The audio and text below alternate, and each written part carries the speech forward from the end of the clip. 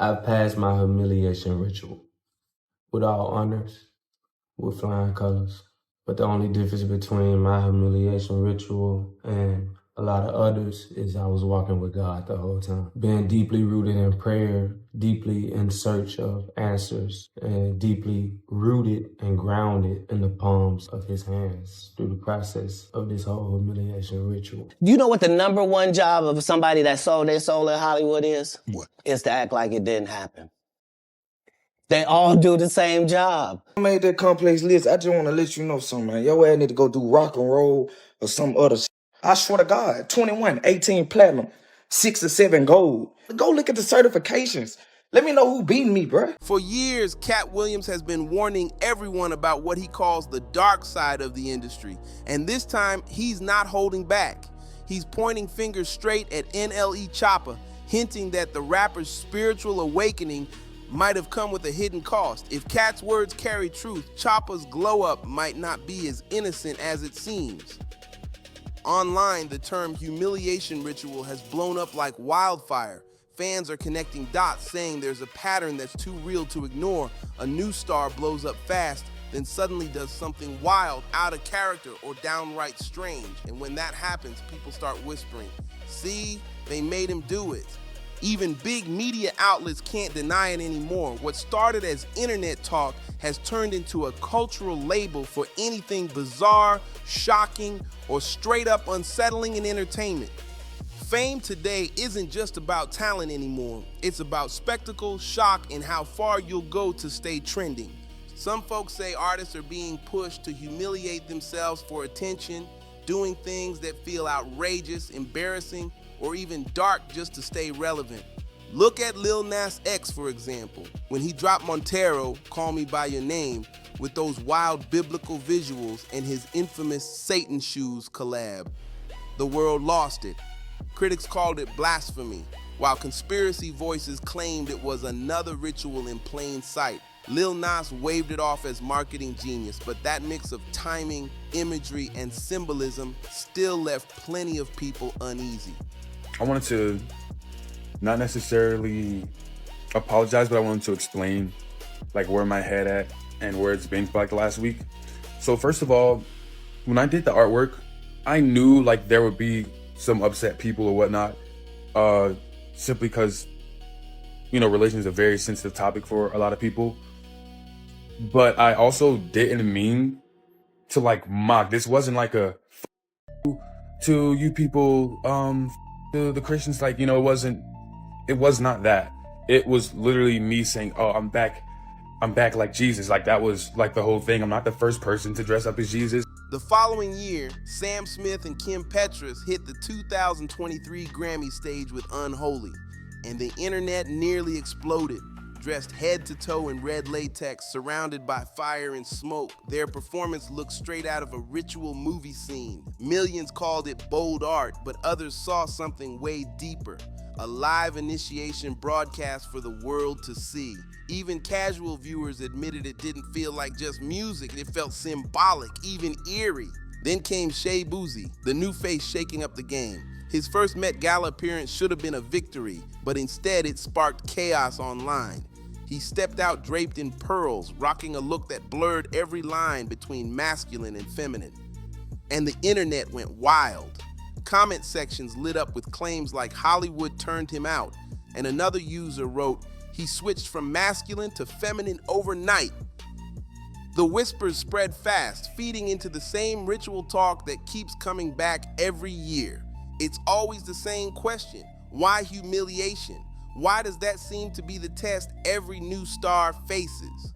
Like Mel Gibson once said, humiliation is Hollywood's favorite weapon. It's the fastest way to crush a person's pride. Once the world sees you embarrassed or broken, you'll do anything to climb back up, even if it means trading a piece of your dignity for another hit song, another red carpet, or another shot at fame. Most people's number one fear is public humiliation, okay? I don't give a anymore. I'm not afraid of it because I've had plenty. Just when people thought the rumors were finally dying down, Choppa threw gasoline on the fire and lit the match himself.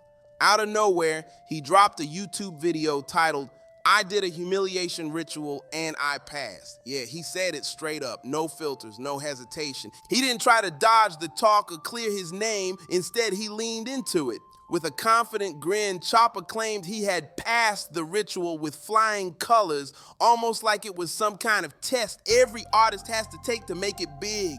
Fans couldn't believe what they were hearing. Some thought he was trolling, others swore he was confessing, but one thing was clear: Choppa wasn't running from the noise, he was amplifying it. I passed my humiliation ritual with all honors, with flying colors. Then everything flipped in a way nobody saw coming. Choppa doubled down, but this time he changed the whole tone.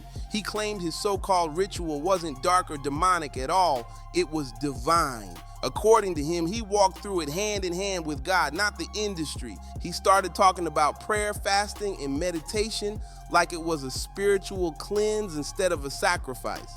Choppa said the entire experience helped him find peace, discipline, and clarity in a world built on chaos. To him, this wasn't humiliation, it was transformation. He wasn't being broken down, he was leveling up through faith, showing that his light came from belief, not from any secret deal behind the scenes.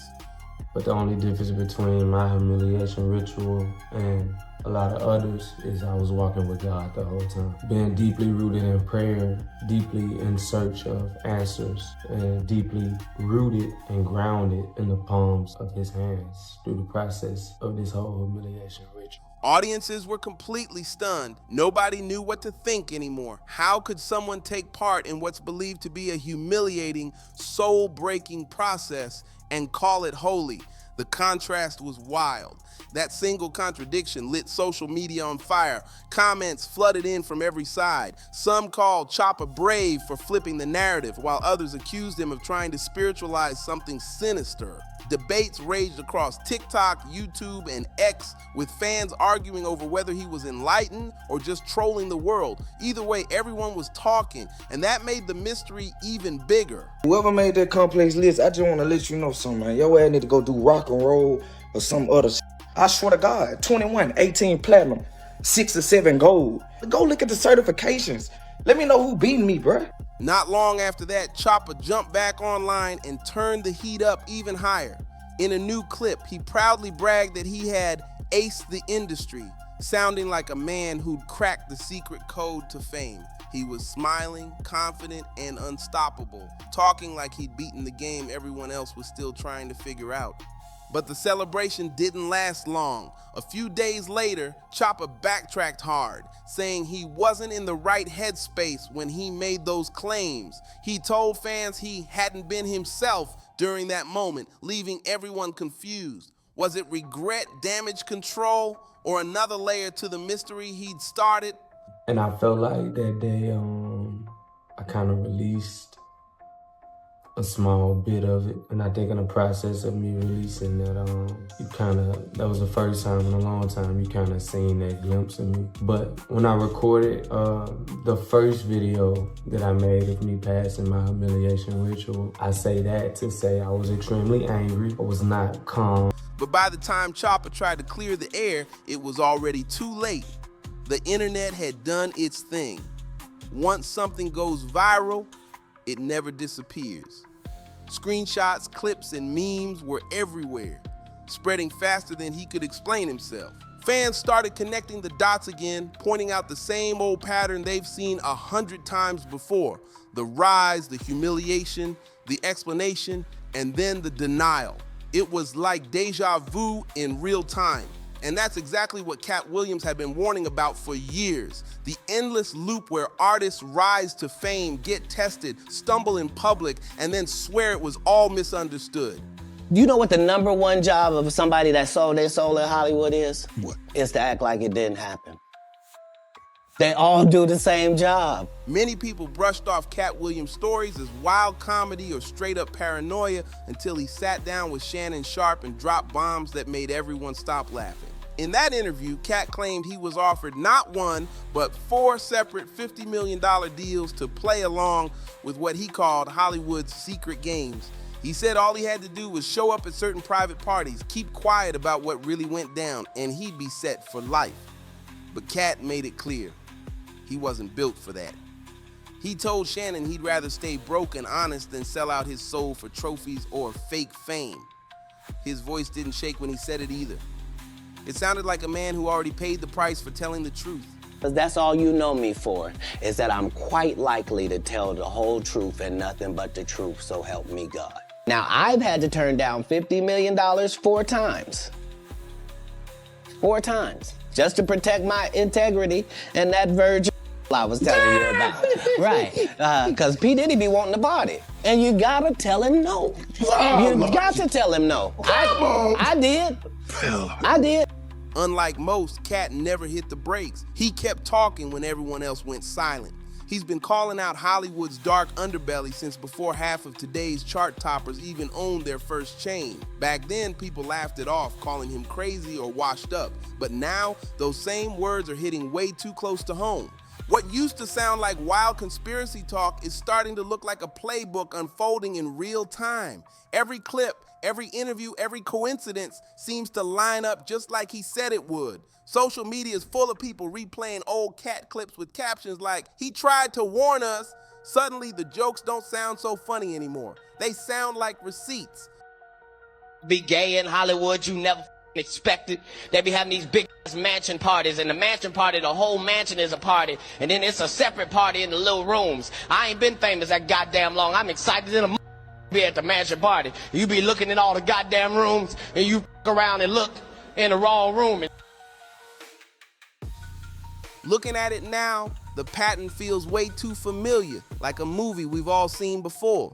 The same formula keeps showing up. Sell your soul, bend your morals, or give up something precious just to stay on top. That's the alleged price of fame, the part no one wants to talk about out loud. Rumors like this never stay buried. They swirl around almost every A-list name you can think of. Beyonce, Jay-Z, Rihanna, Doja Cat, all have been accused of going through some kind of secret initiation. And every time someone dares to call it out, the industry is quick to label them unstable or crazy like it's a reflex. Then there's Kanye West, probably the loudest example of all. For years, he's been shouting about manipulation, control, and sacrifices behind the scenes. He's even hinted that his own mother's tragic passing was part of the price he paid for his fame, a claim that still gives people chills. I don't care who you are. I ain't taking no slice from nobody, right? I ain't taking no slice from nobody. It's God. That's the only person that I serve. My mom ain't here. My mama was sacrificed. Me too. You understand? Yeah, I'm appreciative. Michael Jordan, what about him? His daddy, right? Bill Cosby, his son, right? Dr. Dre, his son. You know, out in Hollywood, a lot of people come up missing. Feels like it might be a lot of that in order to control, traumatize. They want to monetize and traumatize. They can't control you. They can't. They try to suppress you, but that's how they try to categorize. They can't control me. You get what I'm saying? They can control Shaq. They can control Charles Barkley. They can control LeBron James. They can control Jay-Z and Beyonce. But not you, man. But they can't control me. After those explosive comments, everything started crashing down around Kanye. Fast. Major brands dropped him overnight. Sponsorships vanished. And business deals he'd spent years building suddenly disappeared like smoke. The media painted him as completely unhinged, labeling him unstable and unpredictable. But among his supporters, a darker story started to spread. People claimed the industry wasn't just canceling him, they were trying to contain him. Rumors popped up saying he was being forced into silence through heavy medication and isolation, all to keep him from exposing more secrets. Whether you believe it or not, that theory only fueled the mystery even more and made his fall look less like madness and more like a warning. They tried to medicate me. I was exhausted. They wrongly diagnosed me. And they when I asked them, how much lithium did you want to put me on exactly? It took them 4 days to answer because they were embarrassed about the amount, right? And I refused to take this, right? You understand that if I had taken the medication, I would not be here, and it would have been, he was deeply troubled. We miss him. We love his music, though. Well, they would have Britney Spears too. That's exactly why most artists keep their mouths shut. They've seen what happens when you speak against the machine. One day you're praised like a legend, the next you're labeled unstable and blacklisted overnight. The price of honesty in Hollywood seems higher than fame itself. Still, the same strange pattern keeps showing up again and again. Every time a celebrity hits their highest point, something weird follows. A public embarrassment, a wild outfit, a shaky performance, or a random meltdown that flips their image completely. Some call it creative expression or edgy art, but others swear it's deeper, that it's planned. Fans online say they notice the signs, the personality shifts, the sudden change in energy, the switch in loyalty. It's like the person we knew gets replaced by a new version built for fame. To many watchers, that's not coincidence, that's transformation by design. Because when a rapper known for gritty street anthems suddenly pops out dressed like a gothic priest or chanting about light and darkness, people can't help but wonder what really happens behind those closed doors. And that brings us right back to Katt Williams, the man who's been warning about this game for years. You play the clown, you obey, or you disappear, he said, and every new controversy makes those words sound truer. So when Choppa proudly said he passed his ritual, not everyone took it as a flex. To some, it felt like a quiet confession, proof that even he had to play the game to survive. The internet went wild with theories. One viewer commented, the ritual was him changing how he dressed. He's showing us he sold his soul. Another wrote, you can't walk with God and the devil at the same time. So here's the question that still hangs in the air. Did Choppa really pass his way into fame? Or is he just another pawn in something way bigger than himself? And was Katt Williams right all along about how Hollywood breaks stars down just to own them? Whatever the truth is, one thing's for sure. The conversation isn't slowing down anytime soon. Drop your thoughts below. And if you're ready for more raw, unfiltered stories that pull back the curtain on fame's darkest side, stay tuned because the next chapter is already on the way.